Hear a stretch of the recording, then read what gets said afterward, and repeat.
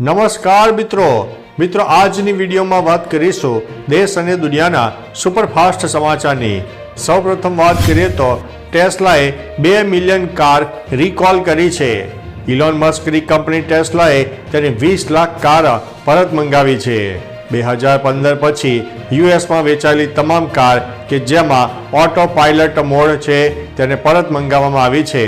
તપાસ બાદ જાણવા મળ્યું છે કે યુએસ ઓટો સેફ્ટી રેગ્યુલેટર્સના કારના ઓટો પાયલટ મોડમાં ખામી જોવા મળી છે, જે બાદ કંપનીએ તેને સુધારવા માટે 20 લાખ કારને પરત મંગાવી છે।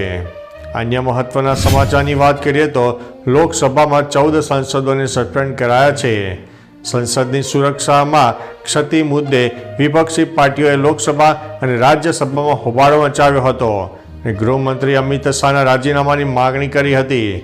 લોકસભા અધ્યક્ષે કોંગ્રેસના સભ્યો ટીએન પ્રસ્થાપન, હિબી હેડન, જ્યોતિમણિ રામ્યા હરિદાસ, ડીએન કુરિયોકોસ સહિતના કુલ 14 સાંસદોને હંગામો કરવા માટે શિયાળુ સત્રના બાકીના સમય માટે સસ્પેન્ડ કર્યા છે।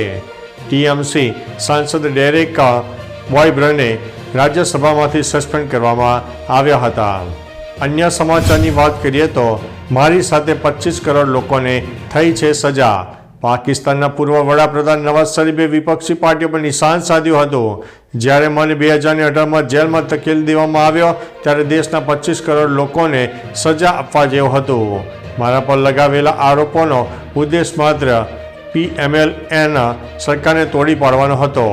મારી સામેના તમામ આક્ષેપો ખોટા છે, તેમનાથી કોઈ તથ્ય નથી।